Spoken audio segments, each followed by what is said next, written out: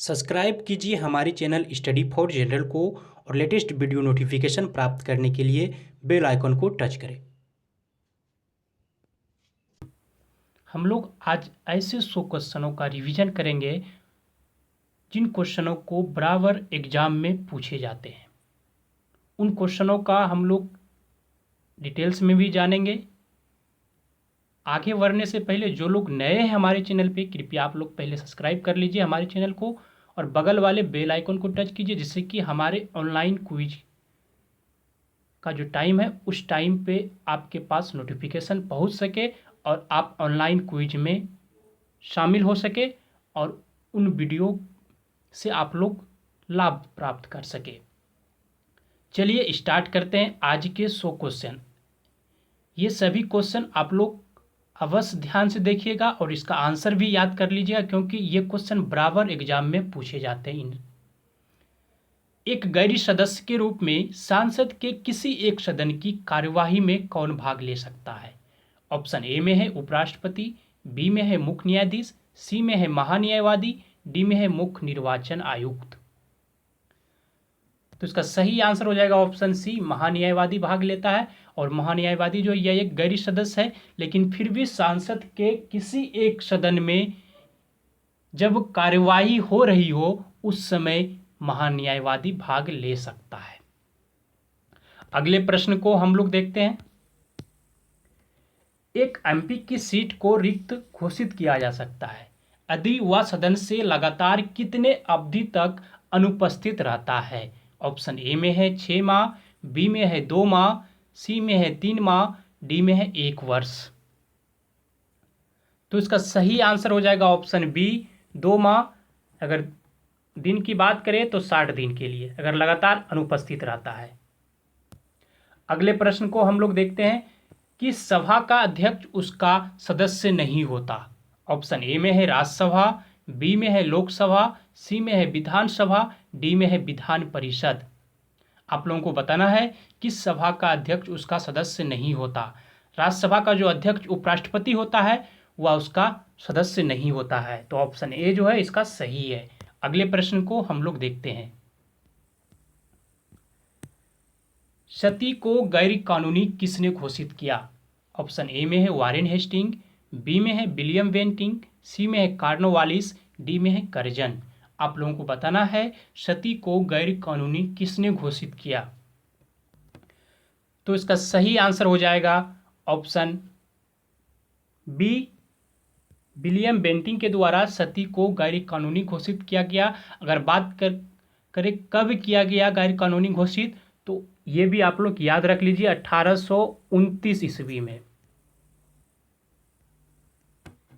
अगले प्रश्न को हम लोग देख लेते हैं। 19वीं शताब्दी के उत्तरार्ध में नव हिंदूवाद के सर्वश्रेष्ठ प्रतिनिधि कौन थे? ऑप्शन ए में है रामकृष्ण परमहंस, बी में है स्वामी विवेकानंद, सी में है बंकिम चंद्र चटर्जी, डी में है राजा राम मोहन राय। आप लोगों को बताना है कि 19वीं शताब्दी के उत्तरार्ध में नव हिंदूवाद के सर्वश्रेष्ठ प्रतिनिधि कौन थे? इसका सही आंसर हो जाएगा ऑप्शन बी, स्वामी विवेकानंद। अगले प्रश्न को हम लोग देखते हैं। निम्न में से किस राज्यों में जाड़े के मौसम में बारिश मिलती है या फिर होती है? ऑप्शन ए में है केरल, बी में है तमिलनाडु, सी में है पश्चिम बंगाल, डी में है उड़ीसा। तो इसका सही आंसर ऑप्शन बी हो जाएगा, तमिलनाडु राज्य में जाड़े के मौसम में बारिश होती है। ये क्वेश्चन आप लोग ध्यान से देखिए, उसके आंसर को भी याद करते जाइए और आप लोग वीडियो पे भी लाइक अवश्य करते जाइएगा। निम्नलिखित में से कौन भूमि बंधित नदी है? ऑप्शन ए में है ताप्ती, बी में है कृष्णा, सी में है लूनी, डी में है नर्मदा। आप लोगों को बताना है कि निम्नलिखित में से कौन भूमि बंधित नदी है। तो इसका सही आंसर ऑप्शन सी हो जाएगा, लूनी। और लूनी जो है कच्छ के रण में जाकर लुप्त हो जाती है। अगले प्रश्न को हम लोग देखते हैं। आर्थिक नियोजन किस सूची में है? या फिर बोले तो आर्थिक नियोजन किस सूची का विषय है? ऑप्शन ए में है संघ सूची में, बी में है राज्य सूची में, सी में है समवर्ती सूची में, डी में है किसी विशेष सूची में उल्लेखित नहीं है। तो इसका सही आंसर ऑप्शन सी हो जाएगा, समवर्ती सूची में है आर्थिक नियोजन विषय। अगले प्रश्न को हम लोग देख लेते हैं, शुष्क बर्फ क्या है। ऑप्शन ए में है ठोस पानी, बी में है ठोस कार्बन डाइऑक्साइड, सी में है निर्जल बर्फ, डी में है ठोस हाइड्रोजन पेरोक्साइड। आप लोगों को बताना है कि शुष्क बर्फ क्या है। तो इसका सही आंसर ऑप्शन बी हो जाएगा, ठोस कार्बन डाइऑक्साइड है शुष्क बर्फ।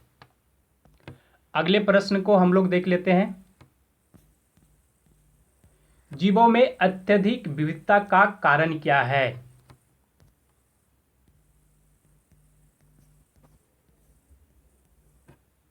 ऑप्शन ए में है अनुकूलन, बी में है सहभागिता, सी में है उत्परिवर्तन, डी में है बहुगुण सूत्रता।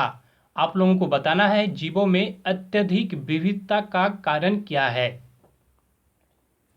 तो इसका सही आंसर हो जाएगा ऑप्शन सी, उत्परिवर्तन। अगले प्रश्न को हम लोग देखते हैं, द्वैध शासन का जनक किसे माना जाता है।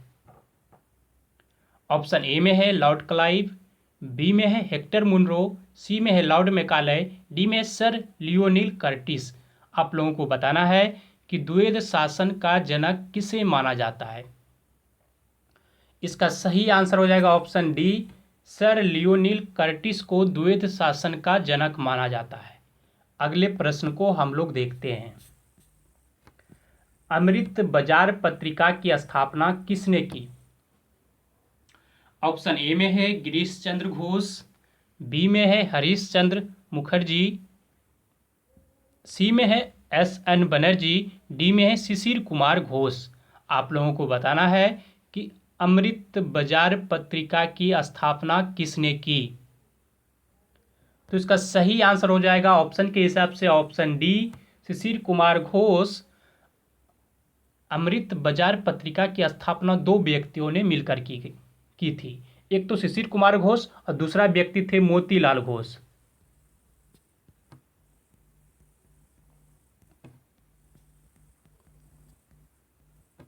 इन दोनों ने मिलकर यह स्थापना कलकत्ता में की थी। अगर बात करें कब की थी तो 1868 में,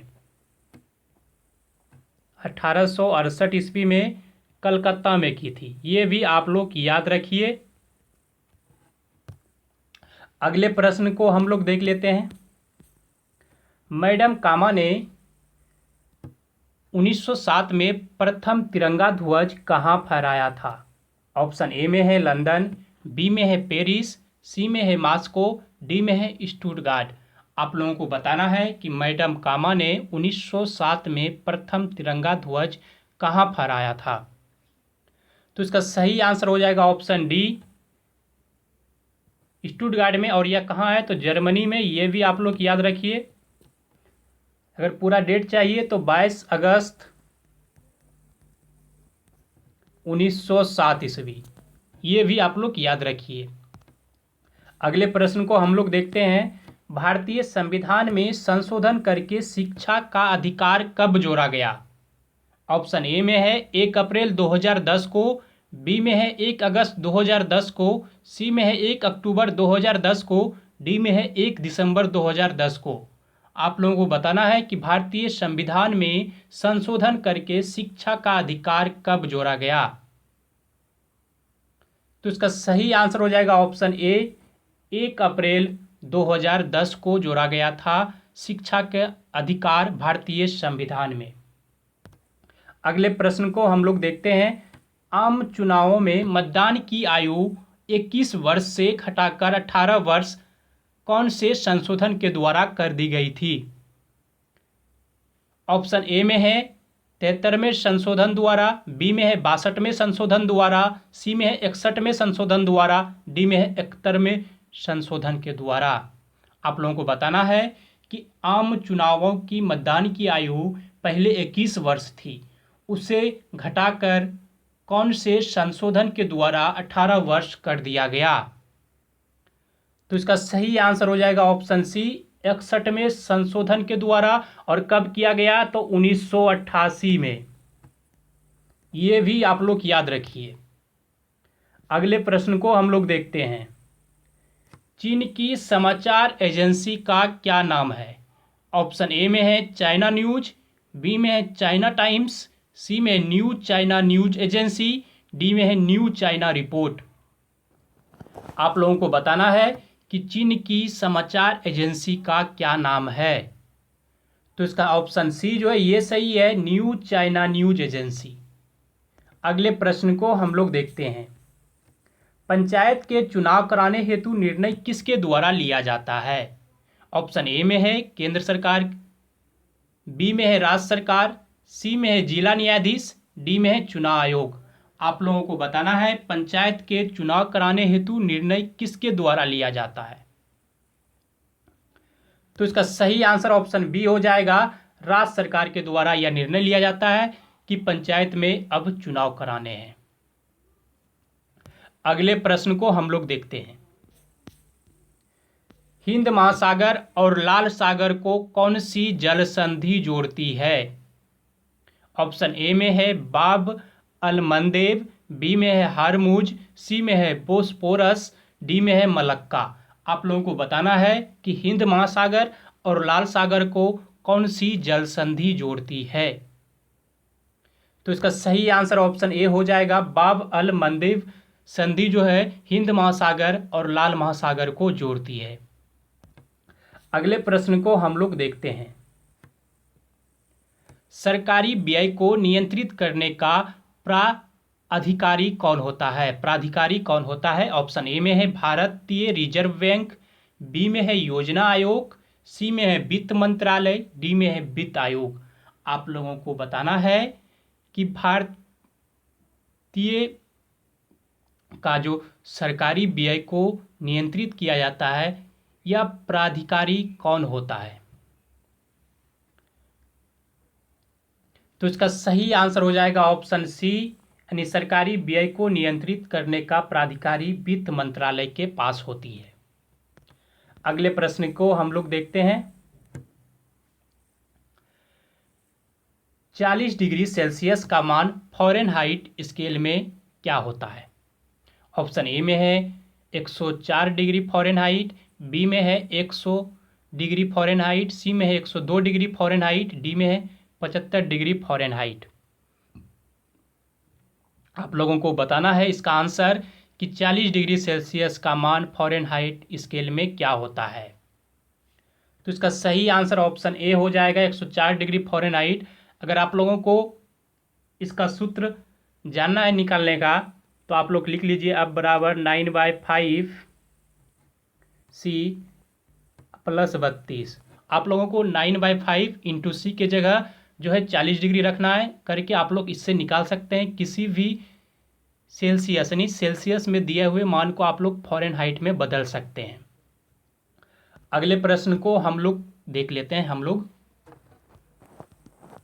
खाने का नमक किससे बनता है? ऑप्शन ए में है कमजोर अम्ल और कमजोर क्षार से, बी में है मजबूत अम्ल और मजबूत क्षार से, सी में है कमजोर अम्ल और मजबूत क्षार से, डी में है मजबूत अम्ल और कमजोर क्षार से। आप लोगों को बताना है कि खाने का नमक किससे बनता है। तो इसका सही आंसर हो जाएगा ऑप्शन बी, मजबूत अम्ल और मजबूत क्षार से खाने का नमक बनता है। अगले प्रश्न को हम लोग देख लेते हैं। निम्नलिखित में से किसको कैल्कोलिथिक युग भी कहा जाता है?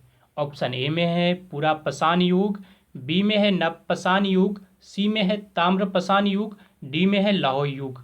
आप लोगों को बताना है कौन से युग को कैल्कोलिथिक युग भी कहा जाता है। तो इसका सही आंसर हो जाएगा ऑप्शन सी, ताम्रपाषाण युग को कैल्कोलिथिक युग भी कहा जाता है। अगले प्रश्न को हम लोग देख लेते हैं और आप सब वीडियो पे लाइक करते जाइए। हेरिटेज ऑफ इंडिया यात्रा कहाँ से कहाँ तक की जाती है?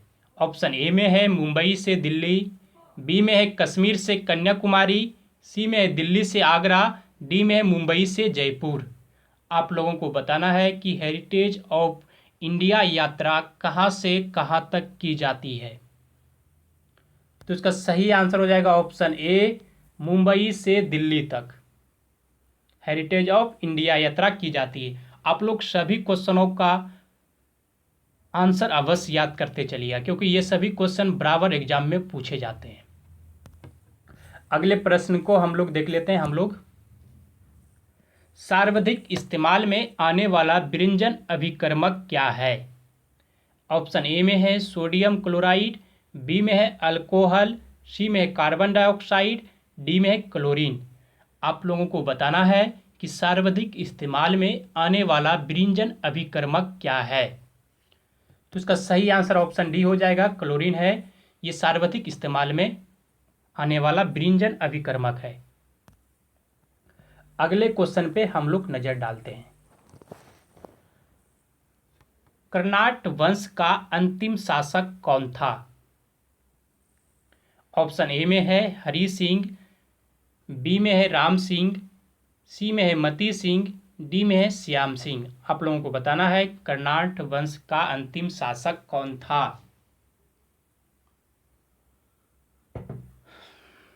तो इसका सही आंसर ऑप्शन ए हो जाएगा, हरि सिंह देव कर्नाट वंश का अंतिम शासक था। अगले प्रश्न को हम लोग देख लेते हैं। जलियांवाला बाग नरसंहार किस गांधीवादी सत्याग्रह के संबंध में हुआ। ऑप्शन ए में है स्वदेशी सत्याग्रह, बी में है रॉलेट सत्याग्रह, सी में है बारदोली सत्याग्रह, डी में है व्यक्तिक सत्याग्रह। तो इसका सही आंसर हो जाएगा ऑप्शन बी, रॉलेट सत्याग्रह के संबंध में जलियांवाला बाग नरसंहार हुआ था। अगर बात करें कब हुआ था, तो 13 अप्रैल 1919 में। ईस्वी याद रखिए, कहाँ हुआ था, तो अमृतसर में। ये भी आप लोग याद रखिए। अगले प्रश्न को हम लोग देख लेते हैं। Story of my experiments with truth शीर्षक किस पुस्तक, एक बार फिर से इस प्रश्न को पढ़ लेते हैं, जल्दबाजी के चक्कर में थोड़ा गलत हो जाता है। Story of my experiments with truth शीर्षक पुस्तक किसके द्वारा लिखी गई थी। ऑप्शन ए में है पंडित जवाहरलाल नेहरू, बी में है महात्मा गांधी, सी में है लियो टॉल्स्टॉय, डी में है इनमें से कोई नहीं। आप लोगों को बताना है कि story of my experiments with truth शीर्षक पुस्तक किसके द्वारा लिखी गई थी। तो इसका सही आंसर ऑप्शन बी हो जाएगा, महात्मा गांधी के द्वारा यह पुस्तक लिखी गई थी। नेक्स्ट देख लेते हैं हम लोग।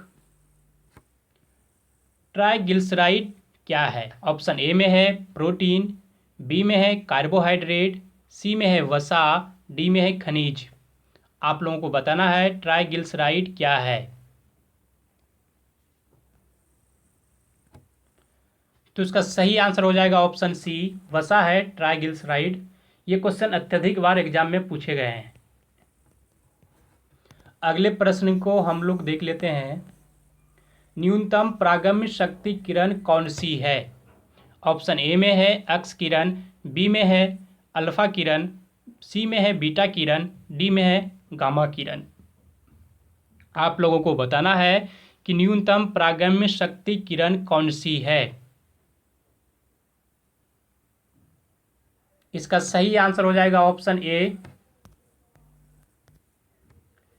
एक्स किरण न्यूनतम प्रागम्य शक्ति किरण है। अगले प्रश्न को हम लोग देख लेते हैं। सीमा सुरक्षा बल की स्थापना कब हुई। ऑप्शन ए में है 1965 में, बी में है 1970 में, सी में है 1910 में, डी में है 1948 में। आप लोगों को बताना है कि सीमा सुरक्षा बल की स्थापना कब की गई। बीएसएफ की स्थापना कब की गई, इसका आंसर बताइए आप लोग हमें। इसका सही आंसर हो जाएगा ऑप्शन ए, 1965 में इसका मुख्यालय जो है नई दिल्ली में, ये भी आप लोग याद रखिए। अगले प्रश्न को देख लेते हैं हम लोग। दूसरी पंचवर्षीय योजना की रूपरेखा किसने तैयार की थी?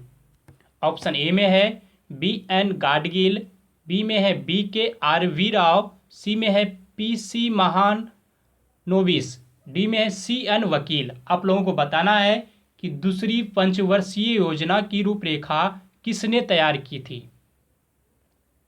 इसका सही आंसर हो जाएगा ऑप्शन सी, P.C. महालनोबिस के द्वारा दूसरी पंचवर्षीय योजना की रूपरेखा तैयार की गई थी। अगले प्रश्न को हम लोग देख लेते हैं। भारत में रेडियो का प्रसारण सबसे पहले कब आरंभ हुआ? ऑप्शन ए में 1936 ईस्वी में, बी में 1947 ईस्वी में, सी में है 1927 ईस्वी में, डी में है 1930 ईस्वी में। आप लोगों को बताना है कि भारत में रेडियो का प्रसारण सबसे पहले कब आरंभ हुआ। इसका सही आंसर हो जाएगा ऑप्शन सी, 1927 ईस्वी में। अगले प्रश्न को हम लोग देख लेते हैं। पृथ्वी पर घने वन अधिकतर कहाँ मिलते हैं? ऑप्शन ए में है विषुवत रेखा के पास, बी में है कर्क रेखा के पास, सी में है मकर रेखा के पास, डी में है ध्रुवों के पास। आप लोगों को बताना है इसका आंसर कि पृथ्वी पर घने वन अधिकतर कहाँ मिलते हैं। इसका सही आंसर हो जाएगा ऑप्शन ए, विषुवत रेखा के पास। अगले प्रश्न को देख लेते हैं हम लोग एक बार। रोम किस नदी के किनारे स्थित है? ऑप्शन ए में है विस्टूला, बी में है एवान, सी में है राइम, डी में है टाइवेर। आप लोगों को इसका आंसर देना है कि रोम किस नदी के किनारे स्थित है। तो इसका सही आंसर हो जाएगा ऑप्शन डी, टाइवेर नदी के किनारे स्थित है रोम। नेक्स्ट देख लेते हैं हम लोग। अश्रु ग्रंथि कहाँ स्थित होती है? ऑप्शन ए में है हथेलियों में, बी में है पुक गुहिका में, सी में है नेत्र गुहा में, डी में है पेट में। आप लोगों को इसका आंसर देना है कि अश्रु ग्रंथि कहाँ स्थित होती है। तो इसका सही आंसर हो जाएगा ऑप्शन सी, नेत्र गुहा में स्थित होती है अश्रु ग्रंथि। नेक्स्ट, सम्राट शाह आलम द्वितीय ने ईस्ट इंडिया कंपनी को बंगाल, बिहार, उड़ीसा की दीवान कब प्रदान की? ऑप्शन ए में है 12 अगस्त 1765 में, बी में है 18 अगस्त 1765 में, सी में है 29 अगस्त 1765 में, डी में है 21 अगस्त डी में है 21 अगस्त 1765 में। आप लोगों को बताना है कि सम्राट शाह आलम द्वितीय ने ईस्ट इंडिया कंपनी को बंगाल, बिहार तथा उड़ीसा की दीवानी कब प्रदान की। तो इसका सही आंसर हो जाएगा ऑप्शन ए, 12 अगस्त 1765 में। अगले प्रश्न को हम लोग देखते हैं। राज्य सरकार का प्रथम विधि अधिकारी कौन होता है? ऑप्शन ए में है उच्च न्यायालय के मुख्य न्यायाधीश, बी में है महाधिवक्ता, सी में है महान्यायवादी, डी में है सॉलिसिटर जनरल। आप लोगों को बताना है कि राज्य सरकार का प्रथम विधि अधिकारी कौन होता है। तो इसका सही आंसर हो जाएगा ऑप्शन सी, महान्यायवादी। ये भी क्वेश्चन आप लोग देख लीजिए, ये क्वेश्चन अत्यधिक बार पूछे गए हैं एग्जाम में। नेक्स्ट, इंडिया विंस फ्रीडम शीर्षक पुस्तक के लेखक कौन है? ऑप्शन ए में है महात्मा गांधी, बी में है मौलाना अबुल कलाम आज़ाद, सी में है पंडित जवाहरलाल नेहरू, डी में है जयप्रकाश नारायण। आप लोगों को बताना है कि इंडिया विंस फ्रीडम शीर्षक के लेखक कौन है। इसका उत्तर हो जाएगा option B, Maulana Abul Kalam Azad India wins freedom शीर्षक पुस्तक के लेखक हैं। अगले प्रश्न को हम लोग देख लेते हैं। भारत के कच्छ का रण किस लिए प्रसिद्ध है? ऑप्शन ए में है ज्वारीय मिट्टी के मैदान, बी में है उपजाऊ मृदा, सी में है घनी वनस्पति, डी में है सभी सही है। आप लोगों को बताना है कि भारत के कच्छ का रण किस लिए प्रसिद्ध है। तो इसका सही आंसर हो जाएगा ऑप्शन ए, ज्वारीय मिट्टी के मैदान के लिए प्रसिद्ध है कच्छ का रण भारत का। अगले प्रश्न को हम लोग देख लेते हैं। पृथ्वी जिस समय सूर्य से सबसे अधिक दूरी पर होती है उस समय उसकी स्थिति क्या होती है? ऑप्शन ए में है एफेलियन, बी में है एंटीपोड, सी में है परीहेलियन, डी में है एलियट। आप लोगों को बताना है कि पृथ्वी जिस समय सूर्य से सबसे अधिक दूरी पर होती है उस समय उसकी स्थिति क्या होती है। तो इसका सही आंसर हो जाएगा ऑप्शन ए, एफेलियन। हिंदी में इसे अपसौर कहते हैं। और यह स्थिति कब होती है? तो 4 जुलाई आप लोग याद रखिए। इस समय जो है पृथ्वी से सूर्य की दूरी 15.21 करोड़ किलोमीटर दूर होता है। आप लोग ये भी याद रखिए। अगले प्रश्न को हम लोग देख लेते हैं एक बार। राष्ट्रीय ध्वज को संविधान सभा ने कब स्वीकार किया? ऑप्शन ए में है 26 नवंबर 1949, बी में है 15 अगस्त 1949, सी में है 22 जुलाई 1947, डी में है 26 जनवरी 1950।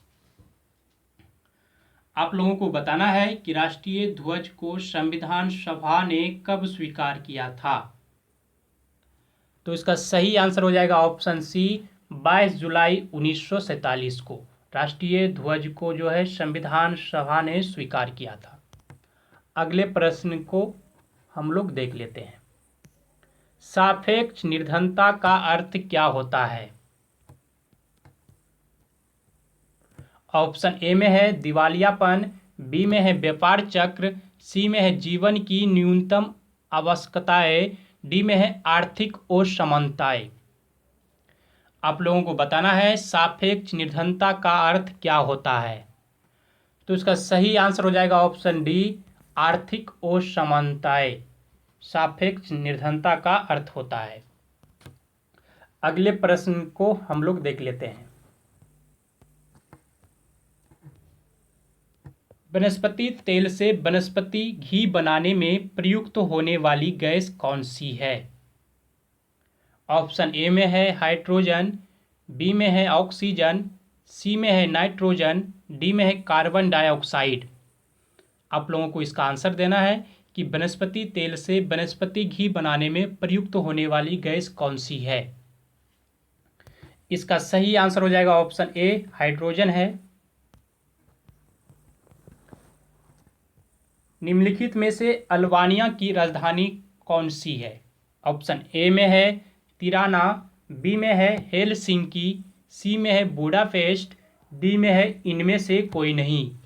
आप लोगों को बताना है कि निम्नलिखित में से अल्बानिया की राजधानी कौन सी है। तो इसका सही आंसर हो जाएगा ऑप्शन ए, तिराना। अगले प्रश्न को हम लोग देख लेते हैं। एस्परजिलस के लैंगिक जनन अंग कौन से हैं? ये क्वेश्चन बहुत ही इंपॉर्टेंट है, आप लोग इसे याद अवश्य रखिएगा। ऑप्शन ए में है एस्परमेशियम और अंडधानी, बी में है पुंधानी और अंडधानी, सी में है एस्परमेशियम और एस्कोधानी, डी में है पुंधानी और एस्कोधानी। आप लोगों को बताना है एस्परजिलस के लैंगिक जनन अंग कौन से हैं। तो इसका सही आंसर हो जाएगा ऑप्शन डी, पुंधानी और एस्कोधानी। एस्परजिलस लैंगिक का जनन अंग है। अगले प्रश्न को नजर डालते हैं हम लोग। क्षेत्रफल के दृष्टि से भारत का दूसरा सबसे बड़ा राज्य कौन सा है? ऑप्शन ए में है महाराष्ट्र, बी में है मध्य प्रदेश, सी में है उत्तर प्रदेश, डी में है राजस्थान।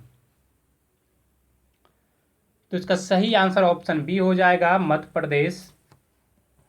और पहले स्थान पे राजस्थान है। नेक्स्ट, संविधान सभा की प्रथम बैठक कब हुई थी? ऑप्शन ए में है 9 दिसंबर 1946 में, बी में है 11 दिसंबर 1946 में, सी में है 13 दिसंबर 1946 में, डी में है 21 दिसंबर 1946 में। आप लोगों को बताना है संविधान सभा का प्रथम बैठक कब हुआ था। तो इसका सही आंसर हो जाएगा ऑप्शन ए, 9 दिसंबर 1946 में संविधान सभा की प्रथम बैठक हुई थी। इस दिन जो है सच्चिदानंद सिन्हा को अस्थायी अध्यक्ष चुना गया था।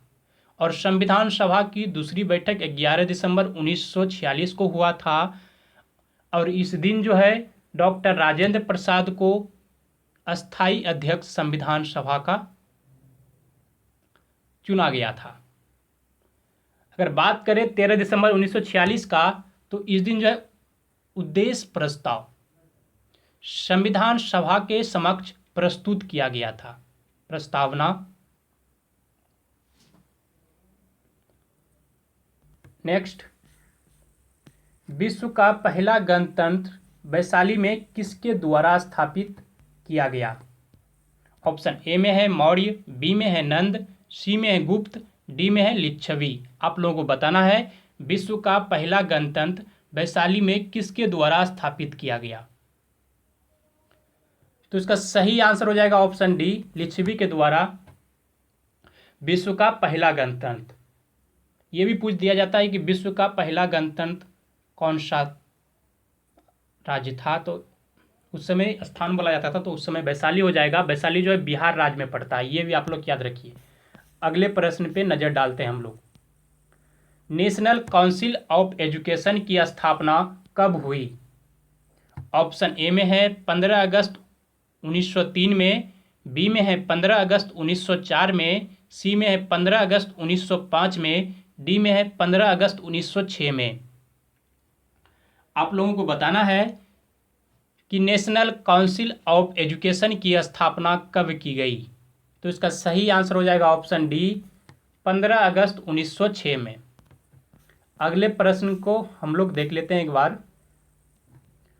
भारतीय संविधान के निम्नलिखित अनुच्छेद में कौन सा राज्य की विधानसभा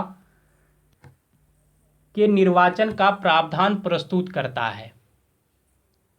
ऑप्शन ए में है अनुच्छेद 170, बी में है अनुच्छेद 176, सी में है अनुच्छेद 178, डी में है उपरोक्त में से कोई नहीं। आप लोगों को बताना है भारतीय संविधान का नीचे दिए गए कौन सा अनुच्छेद राज्य की विधानसभाओं के निर्वाचन का प्रावधान प्रस्तुत करता है। तो इसका सही आंसर हो जाएगा ऑप्शन ए, अनुच्छेद 170। अगर बात करें अनुच्छेद 176 की, तो इसमें राज्यपाल की जो है विशेष अभिभाषण का प्रावधान दिया गया है 176 में। अगर बात करें अनुच्छेद 178 की, तो इसमें जो है विधान सभाओं के अध्यक्ष और उपाध्यक्ष से संबंधित बातें लिखी गई है। नेक्स्ट प्रश्न पे हम लोग नजर डाल लेते हैं। अंतर्राष्ट्रीय दिनांक रेखा किस होकर खींची गई है? ऑप्शन ए में है अफ्रीका से होकर, बी में है एशिया से होकर, सी में है प्रशांत महासागर से होकर, डी में है अटलांटिक महासागर से होकर। आप लोगों को बताना है कि अंतर्राष्ट्रीय दिनांक रेखा किस होकर खींची गई है। तो इसका सही आंसर हो जाएगा ऑप्शन सी, प्रशांत महासागर से होकर खींची गई है अंतर्राष्ट्रीय दिनांक रेखा। नेक्स्ट क्वेश्चन को देखते हैं हम लोग। इन जीव में से किसके जबड़े नहीं होते? ऑप्शन ए में है सिफारना, बी में है ट्राइगोन, सी में है मिक्सिन, डी में है शार्क। आप लोगों को बताना है कि इन जीव में से किसके जबड़े नहीं होते। तो इसका सही आंसर हो जाएगा ऑप्शन सी, मिक्सिन के जबड़े नहीं होते। अगले प्रश्न को नजर डालते हैं हम लोग। जेस्ट फॉर लाइफ पुस्तक के रचयिता कौन है?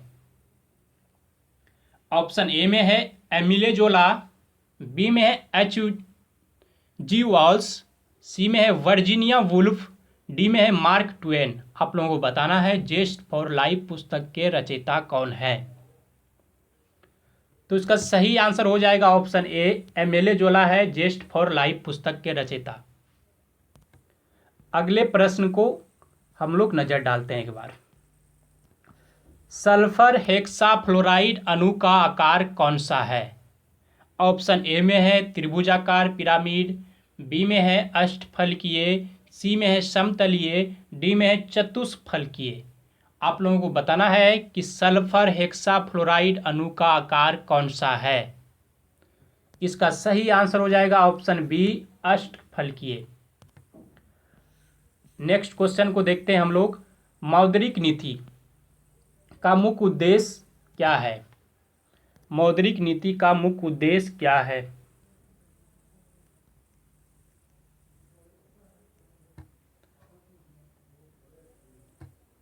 ऑप्शन ए में है कर राजस्व में वृद्धि, बी में है जन वितरण प्रणाली में सुधार, सी में है मूल्य स्थिरता के साथ आर्थिक विकास को प्रोत्साहित करना, डी में है अर्थव्यवस्था से भ्रष्टाचार को हटाना।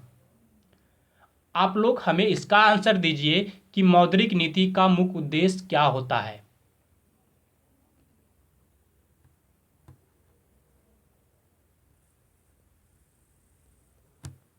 तो इसका सही आंसर हो जाएगा ऑप्शन सी, मूल्य स्थिरता के साथ आर्थिक विकास को प्रोत्साहित करना ही मौद्रिक नीति का मुख्य उद्देश्य है। नेक्स्ट क्वेश्चन को देखते हैं हम लोग। इलेक्ट्रॉनिक प्रिंटर में जिस प्रौद्योगिकी का प्रयोग किया जाता है वह क्या कहलाता है? ऑप्शन ए में है माइक्रो एरे, बी में है माइक्रो मिलीमीट्रिक, सी में है माइक्रो टेक्नोलॉजी, डी में है माइक्रो एनकैप्सुलेशन। आप लोगों को बताना है कि इलेक्ट्रॉनिक प्रिंटर में जिस प्रौद्योगिकी का प्रयोग किया जाता है वह क्या कहलाती है। तो इसका सही आंसर हो जाएगा ऑप्शन डी, माइक्रो एनकैप्सुलेशन। ये भी इंपॉर्टेंट क्वेश्चन है, आप लोग इसे अवश्य याद रखिए। और हाँ, वीडियो पे अत्यधिक लाइक होना चाहिए। अगले प्रश्न को हम लोग एक बार नजर डाल लेते हैं। मलेरिया परजीवी की निम्नलिखित में से कौन सी अवस्था संक्रामक है? ऑप्शन ए में है सीगोजोइट, बी में है ट्रोफोजोइट, सी में एस्पेरोब्लास्ट, डी में है एस्पेरोजोइट। आप लोगों को बताना है कि मलेरिया परजीवी की निम्नलिखित में से कौन सी अवस्था संक्रामक होती है। तो इसका सही आंसर हो जाएगा ऑप्शन डी, एस्पेरोजोइट।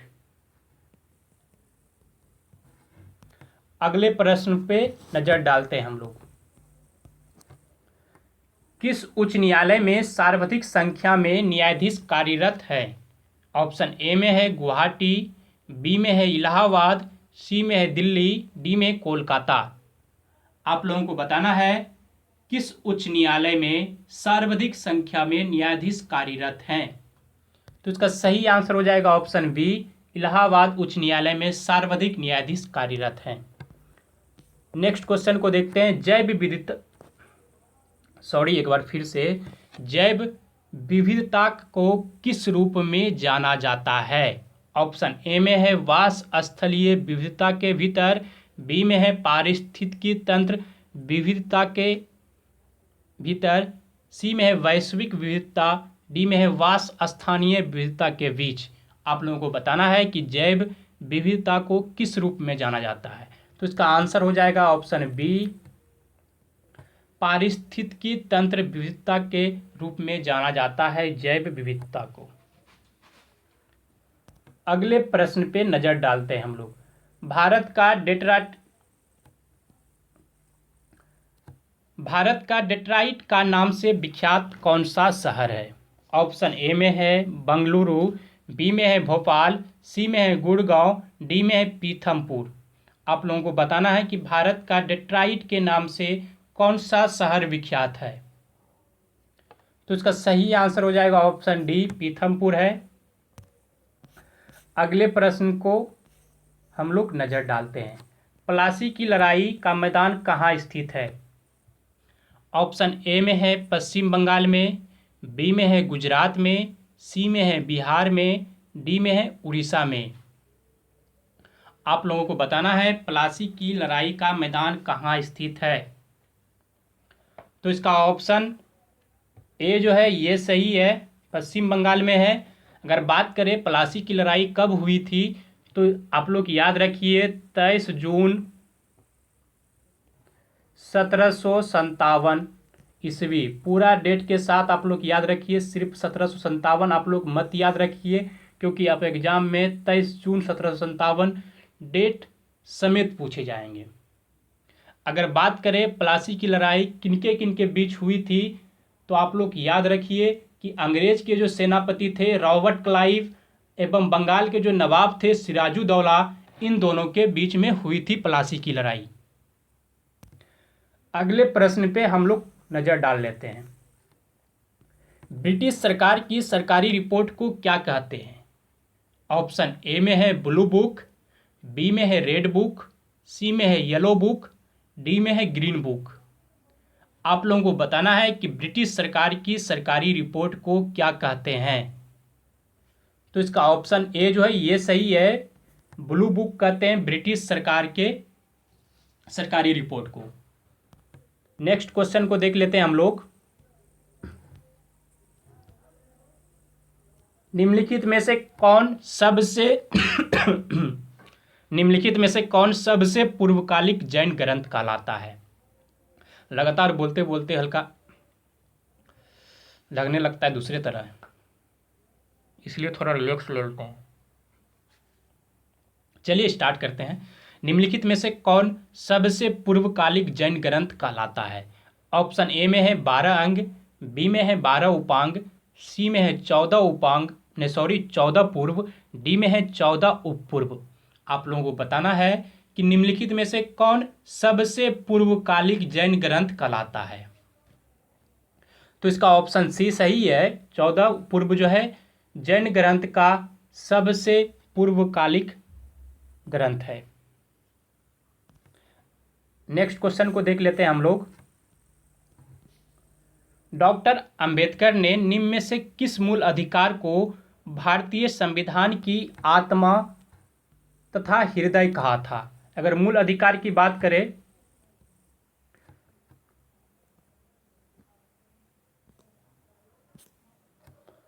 तो यह जो है 12 से लेकर 35 तक अनुच्छेद में है मूल अधिकार।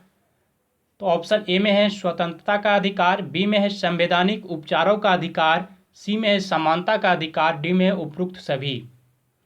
तो इसका राइट आंसर हो जाएगा ऑप्शन बी, संवैधानिक उपचारों का अधिकार को जो है डॉक्टर अंबेडकर ने भारतीय संविधान का आत्मा तथा हृदय कहा था। अगले प्रश्न को हम लोग नजर डाल लेते हैं। दक्षिण भारत के मंदिर के आकर्षक द्वार क्या कहलाते हैं। ऑप्शन ए में है शिखर, बी में है गौपुरम, सी में है देवालय, डी में है मंडपम। आप लोगों को बताना है दक्षिण भारत के मंदिरों के आकर्षक द्वार क्या कहलाते हैं। तो इसका सही आंसर हो जाएगा ऑप्शन बी, गौपुरम कहलाते हैं दक्षिण भारत के मंदिरों के आकर्षक द्वार। अगले प्रश्न को हम लोग नजर डालते हैं। कोशिका का शक्ति स्रोत क्या होता है। ऑप्शन ए में है कोशिका भित्ति, बी में है माइटोकॉन्ड्रिया, सी में है राइबोसोम, डी में है न्यूक्लियस। तो इसका सही आंसर हो जाएगा ऑप्शन बी, माइटोकॉन्ड्रिया, या फिर कोशिका का इसे पावर हाउस भी कहते हैं माइटोकॉन्ड्रिया को, ये भी आप लोग याद रखिए। अगले प्रश्न को हम लोग नजर डाल लेते हैं। ए डोज ऑफ लाफ्टर पुस्तक के लेखक कौन है। ऑप्शन ए में है खुशवंत सिंह, बी में है आर के लक्ष्मण, सी में है अनुराग माथुर, डी में है अमिताभ घोष। तो इसका सही आंसर हो जाएगा ऑप्शन बी, आर के लक्ष्मण है ए डोज ऑफ लाफ्टर पुस्तक के लेखक। नेक्स्ट क्वेश्चन देख लेते हैं हम लोग। शेख बहाउद्दीन जकरिया किस संप्रदाय के थे। ऑप्शन ए में है सुहारवर्दी संप्रदाय, बी में है ऋषि संप्रदाय, सी में है चिश्ती संप्रदाय, डी में है फिरदौसी संप्रदाय। तो इसका सही आंसर हो जाएगा ऑप्शन ए, सुहारवर्दी संप्रदाय के थे शेख बहाउद्दीन जकरिया। नेक्स्ट क्वेश्चन को देखते हैं हम लोग। निम्नलिखित में से किसने 1857 के विद्रोह को एक षड्यंत्र की संज्ञा दी।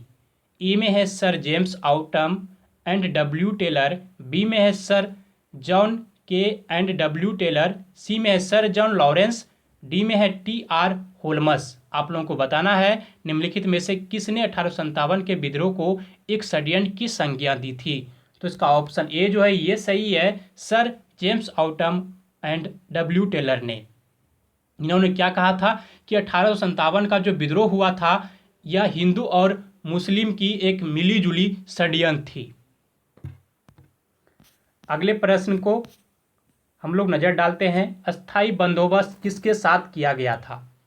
ऑप्शन ए में है जमींदार के साथ, बी में है ग्रामीण समुदायों के साथ, सी में है मुकदमों के साथ, डी में है किसानों के साथ। तो इसका सही आंसर ऑप्शन ए हो जाएगा, जमींदारों के साथ किया गया था। जो नए जमींदार उस समय आए, अगर बात करें किनके समय में हुआ था तो लॉर्ड कॉर्नवालिस, याद रखिए आप लोग। और यह इसमें क्या होता था, 10/11 भाग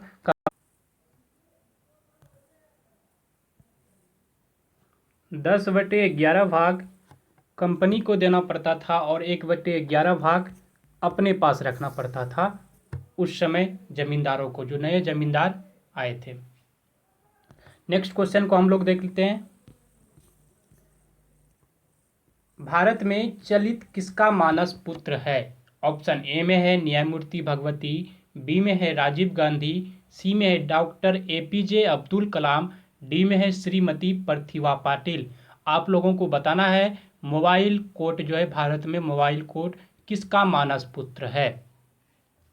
तो इसका ऑप्शन सी जो है ये सही है, डॉक्टर APJ अब्दुल कलाम का। नेक्स्ट क्वेश्चन को देख लेते हैं हम लोग। विश्व की सबसे ऊंची चोटियों किस प्रकार के पर्वतों में पाई जाती है। ऑप्शन ए में है प्राचीन मोरदार पर्वत, बी में है नवीन मोरदार पर्वत, सी में है अपशिष्ट पर्वत, डी में है ब्लॉक पर्वत।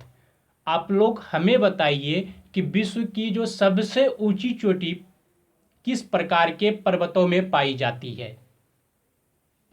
तो इसका सही आंसर हो जाएगा ऑप्शन बी, नवीन मोरदार पर्वत में विश्व की सबसे ऊंची चोटियों पाई जाती है। नेक्स्ट क्वेश्चन को देखते हैं हम लोग। निम्नलिखित में से किस सुल्तान के दरबार में सबसे अधिक गुलाम थे।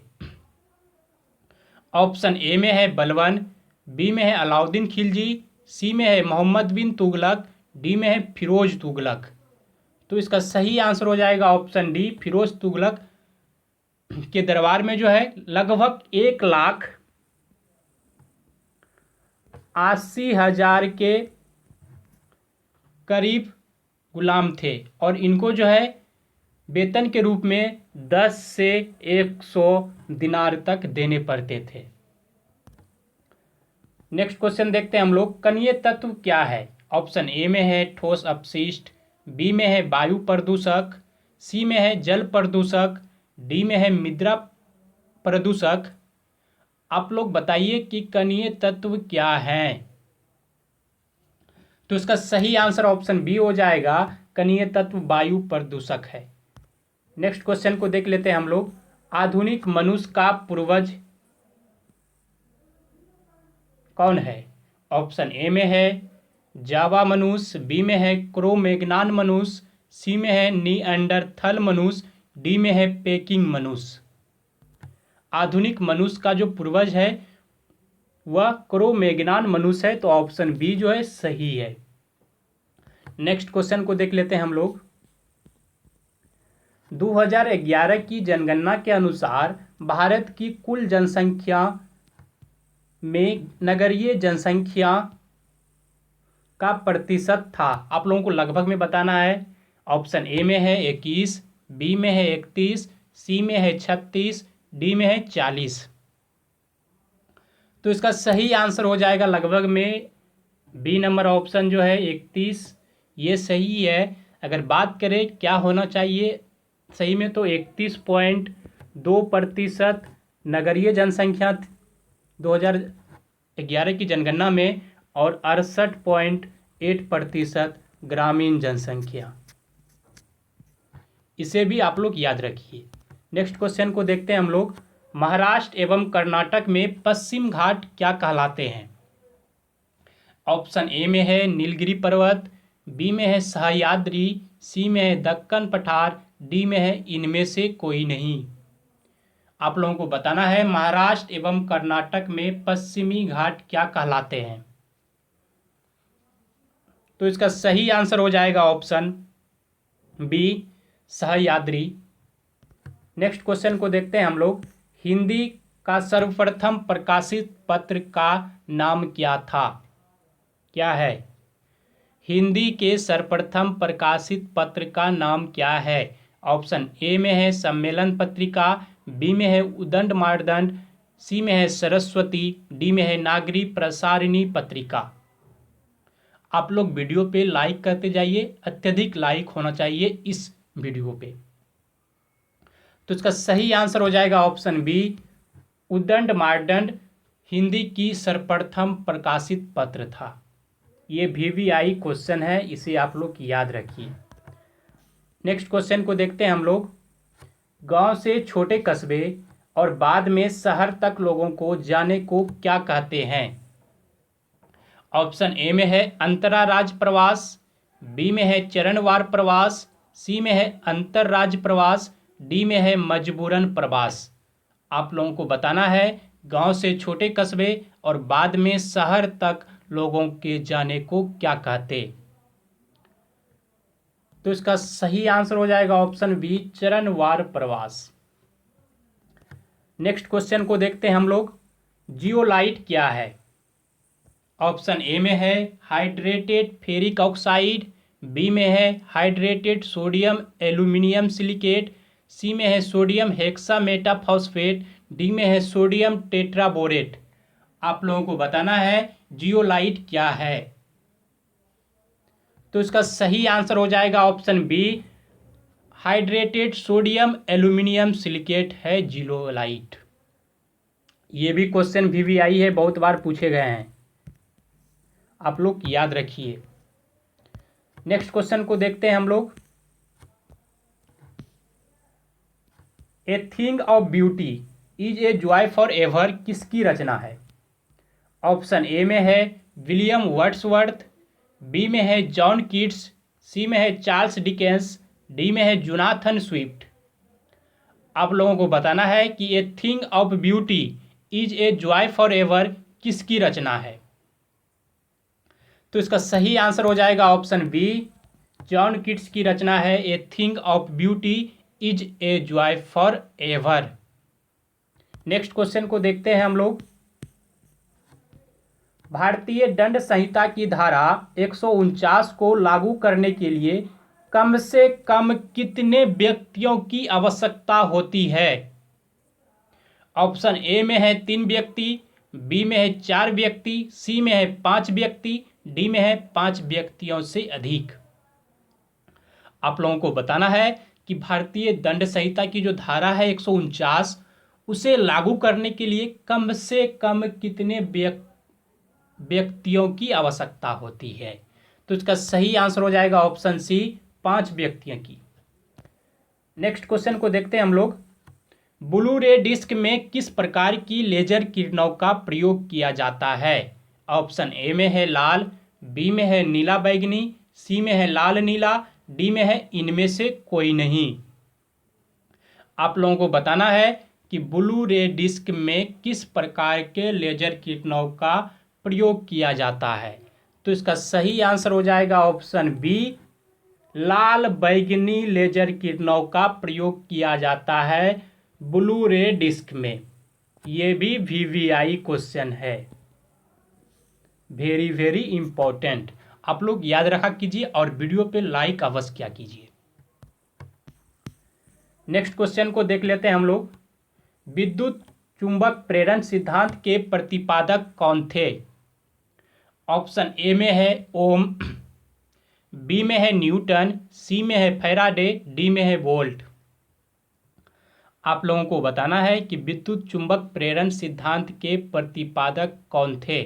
तो इसका सही आंसर हो जाएगा ऑप्शन सी, फैराडे। याद रखिए आप लोग। नेक्स्ट क्वेश्चन को देखते हैं हम लोग। बंकी टॉप रोग किस पौधे में होता है? ऑप्शन ए में है तंबाकू, बी में है नींबू, सी में है सरसों, डी में है केला। आप लोग बताइए हमें कि बंकी टॉप रोग किस पौधे में होता है। तो इसका ऑप्शन डी जो है ये सही है, केले के पौधे में होता है बंकी टॉप रोग। नेक्स्ट क्वेश्चन को देख लेते हैं हम लोग। पारंपरिक तौर पर किसे इलियड का लेखक माना जाता है? ऑप्शन ए में है होमर, बी में है दांते, सी में है सोफोकल्स, डी में है वर्जिल। आप लोगों को बताना है कि निम्नलिखित में से जो ऑप्शन दिए गए हैं उनमें से किसे पारंपरिक तौर पर इलियड का लेखक माना जाता है। तो इसका सही आंसर हो जाएगा ऑप्शन ए, होमर को पारंपरिक तौर पे इलियड का लेखक माना जाता है। ये भी क्वेश्चन VVI है, ये क्वेश्चन बहुत बार पूछे गए हैं। नेक्स्ट क्वेश्चन को देख लेते हैं हम लोग। पोप बेनेडिक्ट 16 किस देश के हैं? ऑप्शन ए में है इटली, बी में है जर्मनी, सी में है इंग्लैंड, डी में है स्पेन। आप लोगों को बताना है पोप बेनेडिक्ट 16 किस देश के हैं। तो इसका सही आंसर हो जाएगा ऑप्शन बी, जर्मनी के हैं और यह एक कैथोलिक चर्च का पोप। ये भी याद रखिए। नेक्स्ट क्वेश्चन को देखते हैं हम लोग। तेल नदी निम्नलिखित में से किसकी सहायक नदी है? ऑप्शन ए में है बागमती, बी में है घाघरा, सी में है महानदी, डी में है कमला। आप लोगों को बताना है कि तेल नदी निम्नलिखित नदियों में से किसकी सहायक नदी है। तो इसका सही आंसर हो जाएगा ऑप्शन सी, महानदी का। अगर बात करें तेल नदी कहाँ प्रभावित होती है, यानी प्रभाव होती है, किस राज्य में इसका प्रभाव है, तो यह उड़ीसा राज्य में है, मात्र 8 किलोमीटर तक। ये भी याद रखिए आप लोग। नेक्स्ट क्वेश्चन को देख लेते हैं हम लोग। भील जाति कहाँ पाई जाती है? ऑप्शन ए में है असम, बी में है झारखंड, सी में है पश्चिम बंगाल, डी में है महाराष्ट्र। आप लोगों को बताना है कि भील जाति कहाँ पाई जाती है। तो इसका सही आंसर हो जाएगा ऑप्शन डी, महाराष्ट्र में पाई जाती है भील जाति। नेक्स्ट क्वेश्चन को देख लेते हैं हम लोग। लैंगिक जनन से आनुवांशिक विचरण कैसे होता है? ऑप्शन ए में है जीन के सम्मिश्रण, बी में है क्रोमोसोम में बदलाव से, सी में है जीन के मिश्रण से, डी में है उपर्युक्त सभी। आप लोगों को बताना है कि लैंगिक जनन से आनुवांशिक विचरण कैसे होता। तो इसका सही आंसर हो जाएगा ऑप्शन डी, उपर्युक्त सभी सही है। नेक्स्ट क्वेश्चन को देख लेते हैं हम लोग।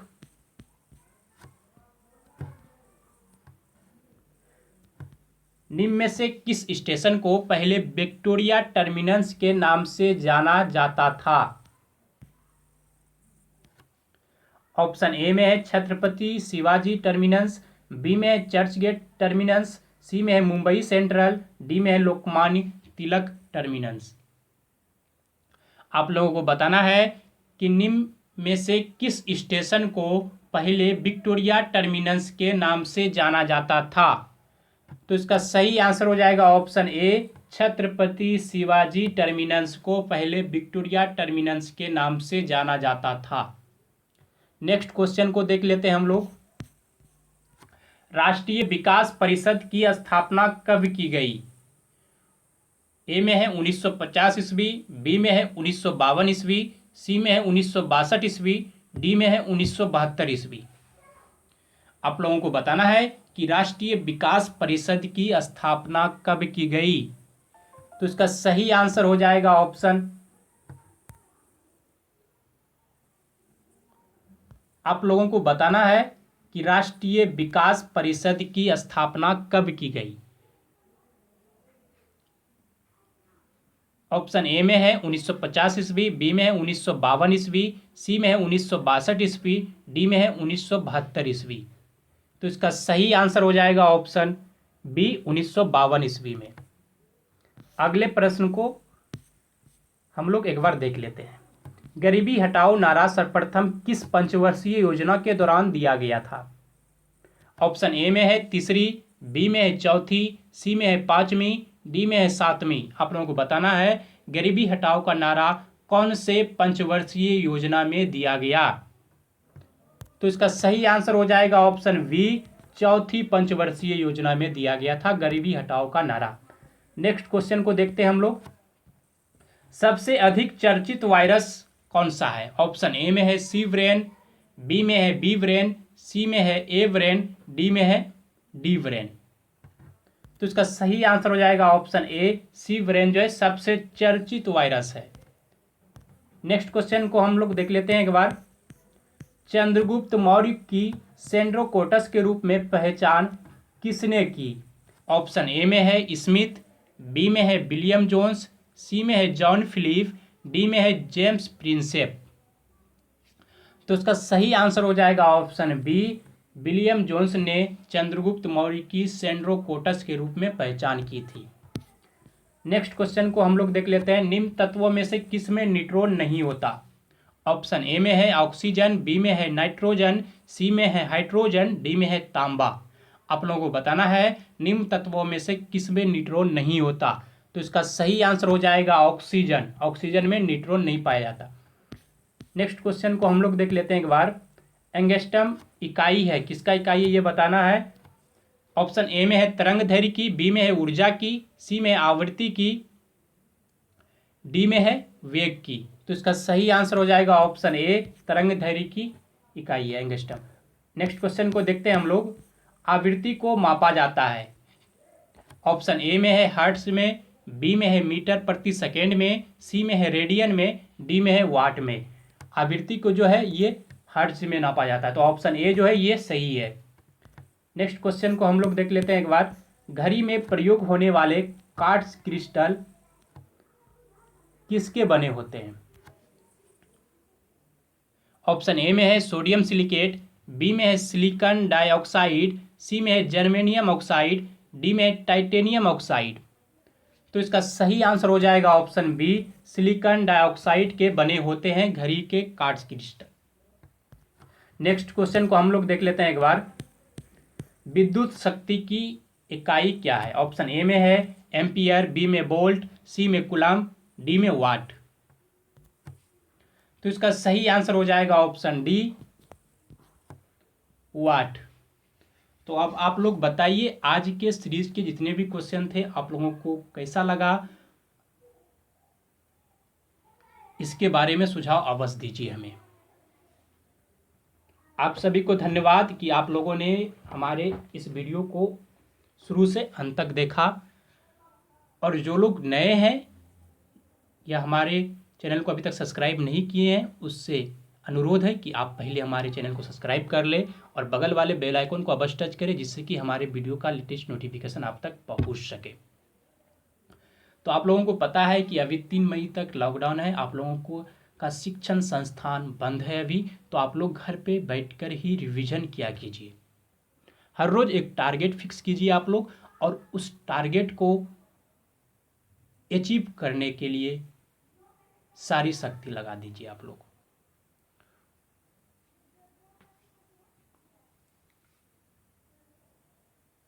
आप सभी का धन्यवाद है कि आप लोगों ने हमारा साथ दिया, हमारे चैनल के साथ बराबर बने हुए हैं, और आगे भी आप लोग बने रहिए। हम आप सभी के लिए